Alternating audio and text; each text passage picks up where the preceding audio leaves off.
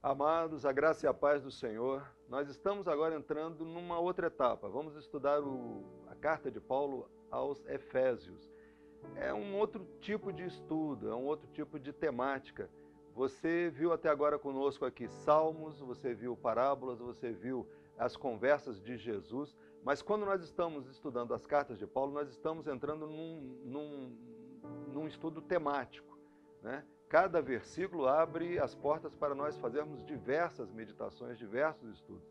E nós vamos então estar hoje dependendo do Senhor. Vamos orar agora que o Espírito Santo nos abençoe, para que nós possamos dar uma caminhada na carta aos Efésios. Amém? Senhor, em nome de Jesus Cristo, nós somos totalmente dependentes de Ti e nós já te agradecemos, Pai, por tudo que o Senhor tem feito nas nossas vidas. Ajuda, Pai, para que nós possamos aproveitar este tempo agora, comunicando a Tua palavra, Senhor Deus, e seja, Pai, direcionado pelo Senhor tudo que nós formos fazer. Em nome de Jesus Cristo, abençoa cada ouvinte, Pai, para que o Teu Espírito Santo tenha a liberdade de nos ensinar a meditar mais e mais profundamente na Tua palavra. Em nome de Jesus, amém, amém.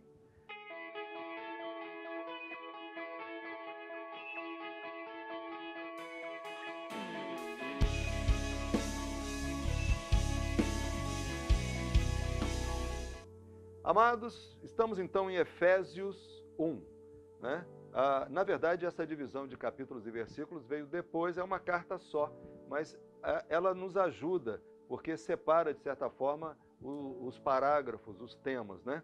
Se você vai em Efésios 1, por exemplo, a partir do versículo 3, você vê: Bendito o Deus e Pai de nosso Senhor Jesus Cristo, que nos tem abençoado com toda sorte de bênção espiritual nas regiões celestiais em Cristo. Ele está fazendo aqui um salmo, né?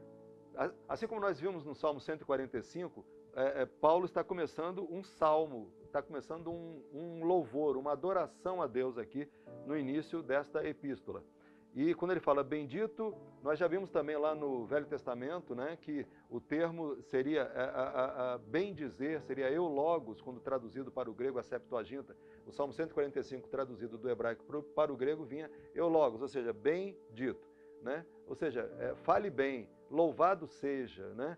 Bendito seja o Deus e Pai que nos tem abençoado, que nos tem feito também pessoas com uma boa reputação, com dignidade, com bênção. Então, essas bênçãos vêm do Senhor. Mas ele fala aqui, nas regiões celestiais em Cristo Jesus. Então, sorte de bênção espiritual nas regiões celestiais em Cristo Jesus. Então, ele está trazendo uma realidade de que tudo que nós estamos fazendo e falando na igreja não é objetivando coisas materiais deste mundo, deste momento. Estão objetivando coisas muito mais profundas, muito mais eternas, né?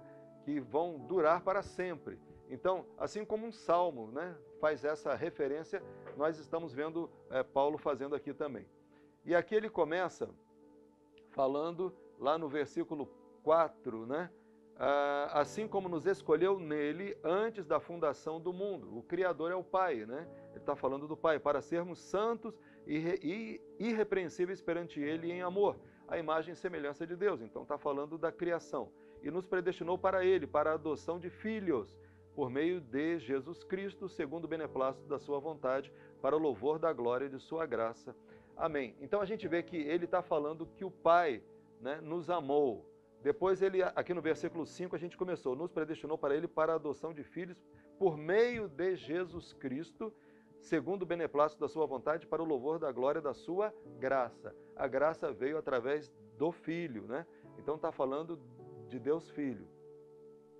E quando ele continua aqui, no qual temos a redenção pelo seu sangue, a remissão dos pecados, segundo a riqueza da sua graça, que Deus derramou, e aqui vem então no verso 8, já não falando mais de Jesus, mas falando do Espírito Santo, que Deus derramou abundantemente sobre nós. Veja bem, o Espírito Santo foi derramado sobre a igreja, abundantemente sobre nós, em toda a sabedoria e prudência, né? Espírito de sabedoria, né? Desvendando-nos o mistério da sua vontade, segundo o beneplácito que propuseram em Cristo, de fazer convergir nele, na dispensação da plenitude dos tempos, todas as coisas, tanto as do céu como as da terra. Então a gente está vendo que nós temos várias frases que podem, cada uma delas, num determinado dia, num determinado momento, ser a resposta de Deus para a nossa vida. Então, se você fizer um estudo da palavra, um estudo geral, você vai estar guardando no seu coração diversos temas que serão usados no momento certo, do jeito certo. Então, quando fala fazer convergir nele, está dando a importância da pessoa do Filho, né? Jesus Cristo, o autor e o consumador, o alfa e o ômega. Então, tudo converge nele, toda a Bíblia converge em Jesus Cristo. Nós devemos ter isso em mente sempre, né? Que todas as coisas são dele, por ele e para ele, como diz Romanos 11, 33. Depois fala, sermos para o louvor da sua glória. Novamente, uma meditação enorme que nós podemos fazer aqui, né? Imagina qual o significado da vida do homem. Para que você vive? Qual o propósito da sua existência? Você vive para o louvor da sua glória. E depois ele fala, selados com o Espírito Santo da promessa. Pregue para você mesmo, né? Se você está selado com o Espírito Santo da promessa, você tem o Espírito Santo dentro de você. Ou seja, você tem o poder de você pregar para você mesmo, né? Você é salvo, você tem esse Espírito Santo dentro de você. Isso é muito importante. Quantas vezes você pode ouvir essa voz do Espírito Santo falando dentro de você, te ensinando o que você deve fazer, né? E aqui ele fala, por isso também eu tenho ouvido a fé que há entre vós, no Senhor Jesus, e o amor para com todos os santos, não cesso de dar graças por vós, fazendo menção de vós nas minhas orações, para que o Deus de nosso Senhor Jesus Cristo, o Pai da glória, vos conceda espírito de sabedoria e de revelação no pleno conhecimento dele. Ele resumiu, né? O Deus do nosso Senhor Jesus Cristo, que é o Pai da glória, vos conceda o espírito de sabedoria. Então, o Pai, o Filho e o Espírito Santo estão trabalhando a seu favor, né? Basicamente é isso. E aqui ele fala, iluminados os olhos do vosso coração para saberdes qual é a esperança do seu chamamento. E esse é o foco que me veio ao coração. Você pode pegar qualquer um desses temas e fazer uma pesquisa com diversos versículos da Bíblia. Basta você buscar uma concordância, né? Se você pega uma Bíblia e digita a palavra, ela te dá todos os versículos que tem aquela palavra. Então você imagina, se você pega esperança, ele fala aqui, iluminados os olhos do vosso coração para saberdes qual é a esperança do seu chamamento, qual a riqueza da glória da sua herança nos santos. Esperança, você quando clica você vai ver que a esperança protege a sua mente, né? Ela protege a sua mente. Então, em 1 Tessalonicenses 5, 4 a 8 diz, mas vós, irmãos, já não estáis em trevas, lembra que ele fala lá em Efésios 1, iluminados os olhos do vosso entendimento para que você possa enxergar a esperança que você tem. Então ele fala, aqui em 1 Tessalonicenses 5, 4 a 8, completa essa ideia. Mas vós, irmãos, já não estáis em trevas para que aquele dia vos surpreenda como ladrão, porque todos vós sois filhos da luz e filhos do dia. Nós não somos da noite nem das trevas.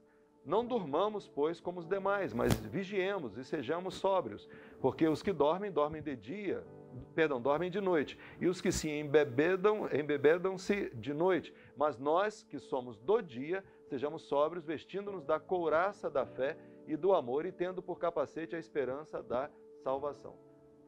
Capacete da esperança da salvação. Amém? Quando você tem a esperança no seu coração, você não perde a visão.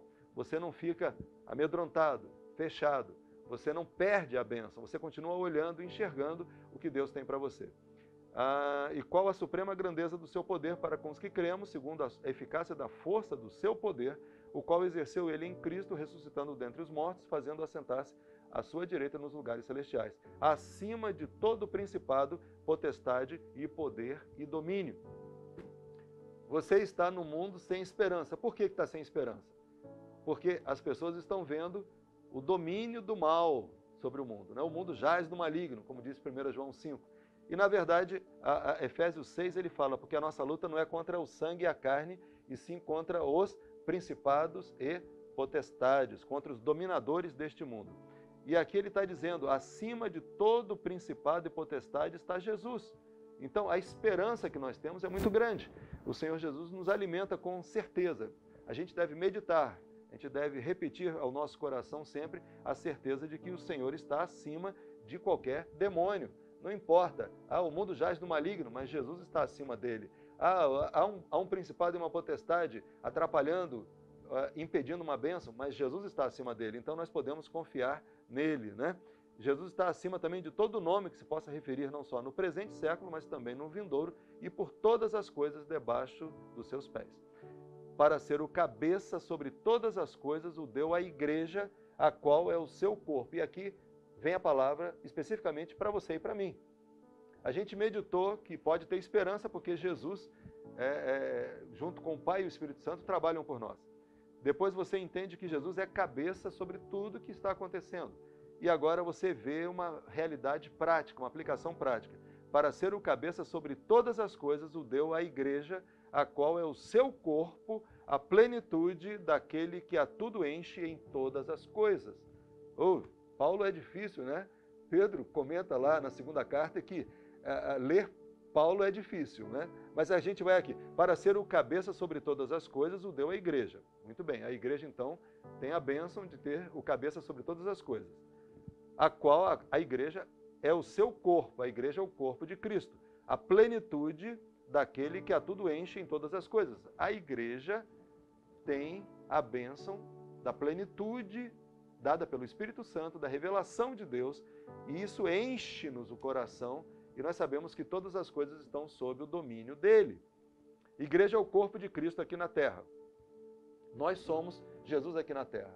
E aí, se você continuar vinculando palavras, você vai ampliando o teu estudo temático. Você vai ver, por exemplo, lá em 1 João, que ele fala todas as coisas estão debaixo dos pés de Jesus. Por quê? Fala que ele veio para desfazer as obras do diabo, né? E a gente vai caminhando nesse sentido, que até sobre a morte Jesus venceu, né? E nós podemos estar então tendo essa vitória, levar a vitória da vida, da saúde para as pessoas. Nós podemos transformar o mundo, né? Como diz Atos 17, aqueles que transtornaram o mundo estão aqui, somos nós, somos a igreja. Por que nós temos tanto poder? Porque Jesus é o cabeça da igreja.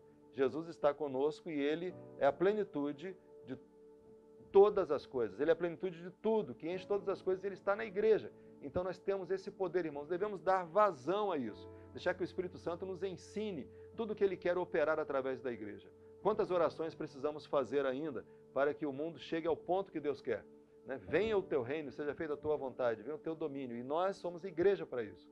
Então nós devemos entender isso. Então, a carta aos Efésios começa com esse salmo, um salmo de adoração, um salmo de glorificação, um salmo que nos alimenta o espírito e que nos enche de esperança. Essa foi a visão que Deus me deu. Se você fizer esse estudo, você vai encontrar outras verdades também. Mas importante agora nós guardarmos isso. Temos total esperança, o capacete da salvação, que é a esperança, como diz 1 Tessalonicenses. Amém? Então, que Deus enche o teu coração de esperança e você possa confiar que o Senhor Jesus está no controle de todas as coisas, porque esta é a palavra de Deus. E Ele ouve a igreja tem essa plenitude dele em si. Então, Deus abençoe a sua vida rica e poderosamente, em nome de Jesus. Amém.